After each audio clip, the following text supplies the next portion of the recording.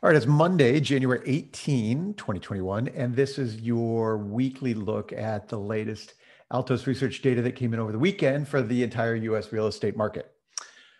Each week, Altos tracks every home for sale in the US, all the pricing, all the supply and demand, and we bubble up those analytics so that you can see trends in the US housing market before it becomes available through the traditional media channels.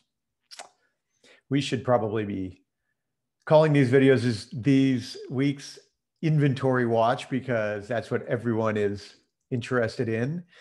This week, the total active inventory for single family homes ticked down another couple percent to 389,000.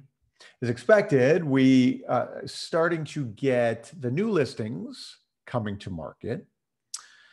But many of these are getting offers so quickly, they don't even count in our active inventory metric. They're listed and they're immediately in contract. They're not active anymore. If you followed along with our active inventory tracking, you'll note that the only recent year where we've had year-over-year inventory increase was January of 2019. After the mortgage rate spiked in 2018. So that's an illustration of how sensitive this market is to the record low interest rates. Money is so cheap, it's an amazing time to buy, and everybody knows it.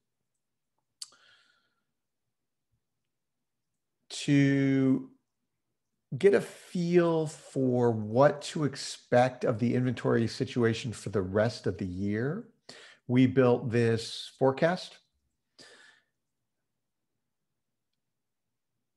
You can see we have a few more weeks of down or sideways inventory. So the dotted line here is a projection for the year of 2021.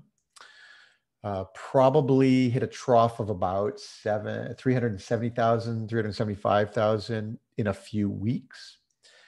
And then a peak in the market of total inventory of about 560,000, maybe 570 in the third quarter, late summer. So a normal market would have maybe 1 million homes for sale. And though we haven't had a normal market in 5 or more years because rates have been so low, demand's been high, and we've been turning for sale properties into rental properties, not getting listed for sale at a really remarkable rate as a result. So when we look at pricing, the leading indicators for the next couple of quarters are in, and they're looking really bullish. You can imagine another 10% price appreciation year for 2021. Median home price in the US this week is $339,000, a little uptick from last week's annual price trough. The price of the new listings is the most powerful signal right now. It's jumping to 307,900 this week. This leading indicator metric will surpass last year's peak in just a few weeks. Remember, the price of the newly listed cohort are the ones that came to market this week. And they're a leading indicator because the sellers and the listing agents are able to take in all of the signal around them. We've got lots of buyers, we've got multiple offers, and they get priced more aggressively than the ones a week before. So as a leading indicator, that tells us exactly where the transaction prices are going to be in February, March, April. You can already see it in the listing data. So 2 years in a row of crazy home price appreciation has massive implications.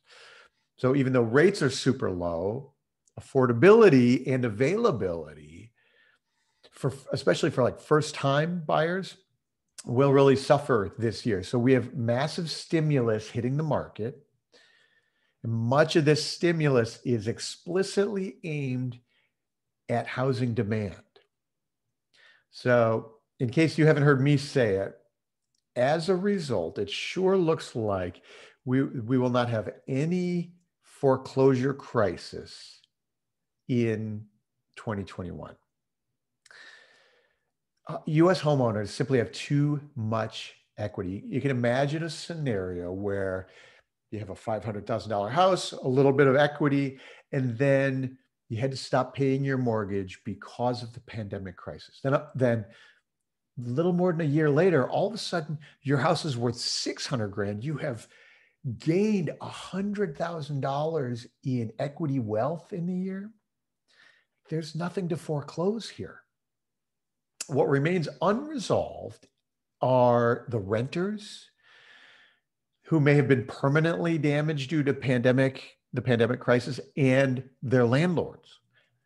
I haven't seen any policy yet that helps solve this problem, and it's a hairy one still. So if we get some movement on that front, you'll be sure to see it in the data here first. As always, visit altosresearch.com for the latest data, run a report for your local market, or reach out to our team about using the market data in your business. As always, subscribe to the YouTube channel here to get the latest data and make sure you don't miss any of these videos.